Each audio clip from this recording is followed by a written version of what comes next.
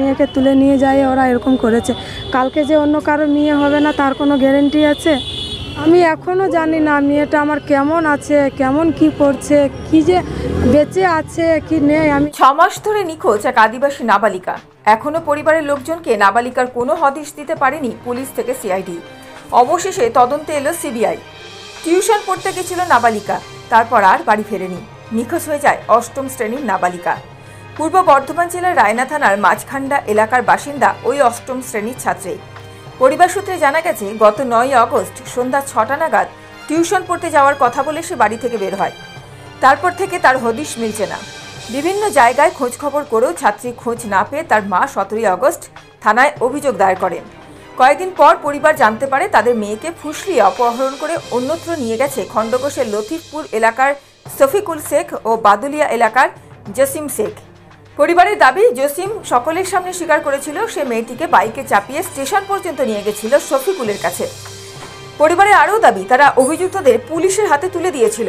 অপহরণে জড়িত থাকার অভিযোগে শেখ শফিকুল ও শেখ জসিমউদ্দিন নামে ওই দুই ব্যক্তিকে গ্রেফতার করে পুলিশ। অভিযুক্তদের বেশ কয়েকবার হেফাজতে নিয়ে জিজ্ঞাসাবাদ চালায় পুলিশ, কিন্তু নাবালিকা ছাত্রী কোনো হদিশ পায়নি পুলিশ।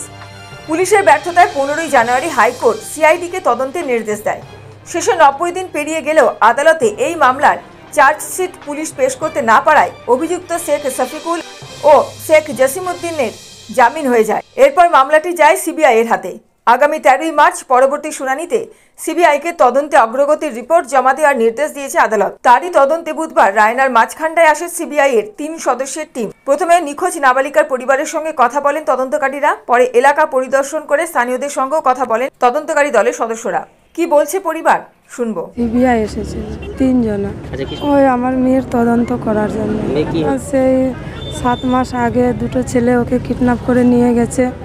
এখন একজনা তো বলছে আমরা তেলিপুকুর, খালেরপুর থেকে তেলিপুকুর নিয়ে গেছি, তেলিপুকুর থেকে জসিম নাকি টিউশনে নিয়ে গেছে। এইসব কেস কামারি হলো।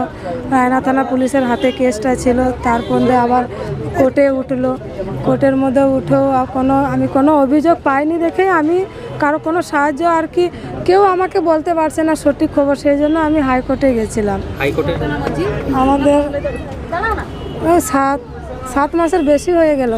জিজ্ঞাসা করলো যে আপনার মেয়ে কত তারিখে গেছিল, কি করে এমন হলো, এরকম আমাকে জিজ্ঞাসা করলো। আমি বলে দিলাম যে এত তারিখে গেছিলো, এত তারিখে নিখোঁজ।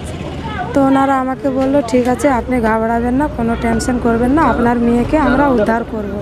আপনি ঘাবড়াবেন না, টেনশন করবেন না, আমরা সিবিআই তো আপনার মেয়েকে আমরা উদ্ধার করব।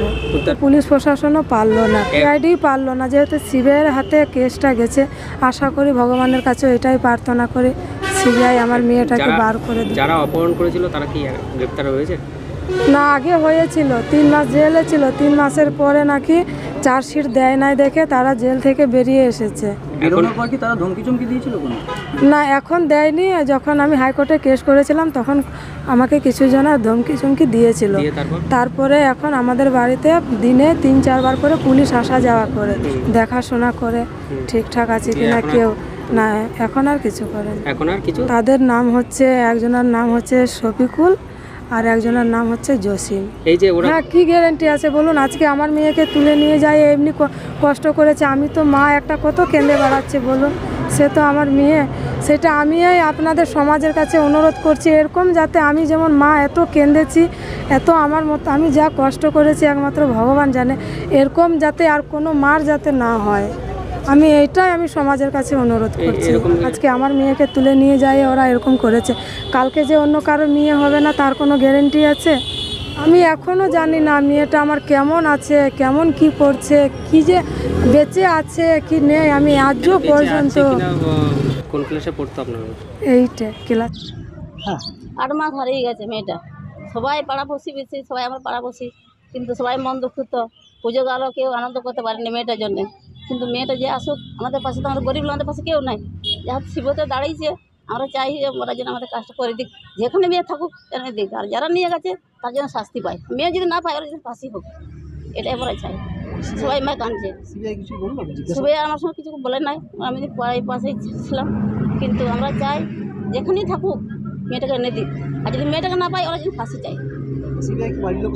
হ্যাঁ, সিবিআই বাড়ির লোকের সঙ্গে কথা বলছে, আর ওরা মনস্থ হয়েছে কিন্তু আমরা এখানে ছিলাম, কিন্তু আমরা সবাই মনে দুঃখ হচ্ছে যে 8 মাস তার মায়ের কত হাঁ করে কাঁদছে, আমরাও কাঁদছি। পাড়াপড়শি মেয়ে পূজা যা খুব কাজ করতো মেয়েটা, খুবই ভালো মেয়ে ছেলেটা, তার মধ্যে এরকম যে হবে আমরা জানি না। আমরা যাই, সিবিআই যখন আমাদের পাশে দাঁড়িয়েছে, সিবিআইরা এনে দিক, মায়ের কোলে দিক, আর যদি না পাই তাহলে ওদের ফাঁসি যেন চাই। ওই ছেলে দুটো লেগে গেছে, গ্রেপ্তার করেছে। এবার আমি যে সঠিক জানি না যে ওটা কি ছেড়ে দিয়েছে আর আজকে আছে, আজকে সেটা জানি না। আমাদের ফোন নাই, সাধারণ একটা মেয়ে ছেলে, ফোনে বিশেষ কিছু জানি না। এটাই আমি চাই যে মেয়ে ছেলে যেখানে থাকুক, সিবিআই যখন দাঁড়িয়েছে এনে দিক, মায়ের কোলে দিক, এটাই আমরা চাই।